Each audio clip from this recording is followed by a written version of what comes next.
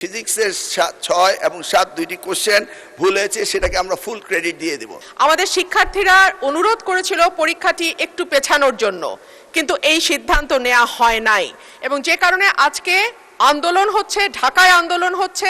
সকালে ঘুম থেকে উঠেই দেখতে পেলাম কুমিল্লা সরকারি মহিলা কলেজের মাঠ পানিতে ভরে গিয়েছে। মাননীয় স্পিকার, আপনার মাধ্যমে মাননীয় মন্ত্রী মহোদয়ের কাছে আমার প্রশ্ন, এইচএসসি পরীক্ষা চলছে এবং গত ৩-৪ দিন ধরে আবহাওয়ার যে অবস্থা ছিল, বৃষ্টি এবং পুরো শহর, শুধু তো ঢাকা না, ঢাকা চট্টগ্রাম সহ বড় বড় যে শহরগুলো, সেই শহরগুলো পানির নিচে তলিয়ে গিয়েছিল।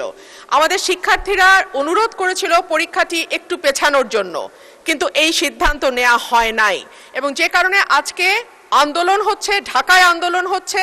আমি মাননীয় মন্ত্রীর কাছে প্রশ্ন রাখছি, এইচএসসির মতো একটি অত্যন্ত গুরুত্বপূর্ণ পরীক্ষা, যেটার উপর নির্ভর করে আগামীতে একটা ছেলে বা মেয়ের ভবিষ্যৎ কোন দিকে যাবে, সেরকম একটা পরীক্ষা এবং ফিজিক্সের মতো কি বলবো, one of the most important subjects যেটা সায়েন্সের জন্য, মাননীয় মন্ত্রীকে দয়া করে বলবেন যে কি সমস্যা ছিল পরীক্ষাটি কিছুদিনের, 2 দিনের জন্য বা 1 দিনের জন্য পিছিয়ে দেওয়ার।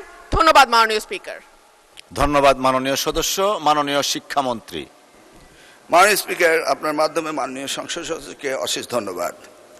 পরীক্ষা আমরা নিয়ে থাকি সারা বাংলাদেশে।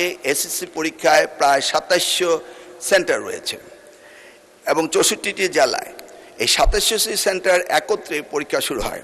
ইতিমধ্যে আপনারা শুনেছেন যে চট্টগ্রামে যখন এই ফ্লাড হলো, তখন আমরা একে একে প্রথম রাঙ্গামাটি, বান্দরবন, পরে আমরা খাগড়াছড়ি এবং এরপরে আমরা চট্টগ্রাম পুরা বোর্ডের পরীক্ষা আমরা বন্ধ করে দিয়েছি। আমরা লক্ষ্য করেছিলাম বৃষ্টি হচ্ছিল এবং আমরা মনিটরিং করছিলাম। সেই সাথে মনিটরিংয়ের সময় আমরা 64টি জেলার এসপি এবং 8টি বিভাগীয় কমিশনার এবং প্রত্যেকটি বোর্ডের চেয়ারম্যান, ইউনো সকলের সাথে আমরা কথা বলেছি এবং ওয়েদারম্যান, আমরা ব্রডকাস্টিংয়ের জন্য তাদের সাথেও কথা বলেছি। তারা বলল যে বৃষ্টি হবে না, সেই কথাটি তারা বলেছে। বিকেল 5টা পর্যন্ত আমরা বসে থেকে সিদ্ধান্ত নিলাম যে সকলেই বলল যে ওয়েদার ভালো হবে, সেই জন্য আমরা পরীক্ষা রেখেছি। সকালে ঘুম থেকে উঠেই দেখতে পেলাম কুমিল্লা সরকারি মহিলা কলেজের মাঠ পানিতে ভরে গিয়েছে।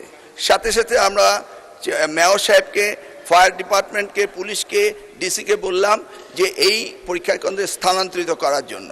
তারা তখন সকলকে নৌকায় করে ওই স্কুলের 5তলা ভবন, সেখানে নিয়ে পরীক্ষা তারা নিয়েছে। আমরা সেটা দেখেছি তাদের দুর্ভোগ।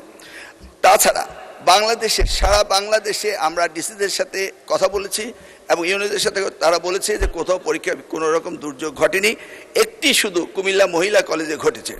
এবং সেই সাথে ফিজিক্সের প্রশ্ন 6 এবং 7 এই 2টি প্রশ্ন ভুল হয়েছে। মাননীয় স্পিকার, আমরা দায়িত্ব পেয়েছি মাত্র 4 মাস।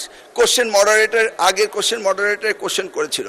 আপনি জানেন যে কোশ্চেন মডারেট করতে হলে এই প্রক্রিয়াটি 2 বছর আগে থেকে শুরু করতে হয়। আমরা এসে কোনো কোশ্চেন তৈরি করতে পারিনি। বিগত গভর্নমেন্টের যে মডারেটর ছিল তারাই কোশ্চেন করেছে। তবুও আমরা তাৎক্ষণিকভাবে ঘোষণা দিয়েছি যে ফিজিক্সের 6 এবং 7 দুইটি কোশ্চেন ভুল হয়েছে, সেটাকে আমরা ফুল ক্রেডিট দিয়ে দেব, সেটা আমরা বলেছি। এবং পরীক্ষা যথাযথ হচ্ছে কিনা সেইভাবে সাহায্য সহযোগিতা করার জন্য আমরা সকলকে প্রস্তুত রেখেছিলাম। আজকেও আমরা সারাদিন কথা বলেছি এবং প্রত্যেকটি আমাদের সাথে যারা স্টেক হোল্ডার রয়েছেন তারা বলেছে পরীক্ষা সুন্দর হয়েছে, সুস্থ হয়েছে। একটি জায়গায় শুধু কুমিল্লা সরকারি মহাবিদ্যালয়ে এই ঘটনাটি ঘটেছে এবং সেখানে পরীক্ষা সুন্দর হয়েছে। আমরা নির্দেশ দিয়েছি যে পরীক্ষা বিলম্বতে শুরু করার জন্য এবং যে মেয়েটি কাপড় ভিজে গিয়েছিল বাড়ি থেকে কাপড় আনা হয়েছে, 1 ঘন্টা পরে পরীক্ষা নেওয়া হয়েছে এবং পরীক্ষার সময়সীমা বাড়িয়ে দেওয়া হয়েছে। আমি মাননীয় স্পিকার আপনার মাধ্যমে জাতিকে জ্ঞাতার্থে করতে চাই যে পরীক্ষা পদ্ধতিতে আমাদের যে সিস্টেম রয়েছে, সেখানে লোকাল যে গভর্নমেন্ট রয়েছেন, ডিসি হতে, ইউনো হতে, পুলিশ হতে, তারা তাৎক্ষণিকভাবে ব্যবস্থা নেবেন যে পরীক্ষা এখানে নেওয়া যাবে কি যাবে না। যদি তারা মনে করেন দুর্যোগ, তারা পরীক্ষা বন্ধও করতে পারেন। আমরা বারবার কথা বলেছে না স্যার, আমরা ঠিক মতোই নিচ্ছি এবং আপনারা দেখতে পেয়েছেন যে বৃষ্টির পানি কোথায় কোথায় ছিল, সেগুলো আমরা সকলেই লক্ষ্য করেছি। কোমলমতি সন্তানদের জন্য আমাদেরও মায়া রয়েছে মাননীয় স্পিকার, সেই জন্য আমরা সবসময় মনিটরিং করি।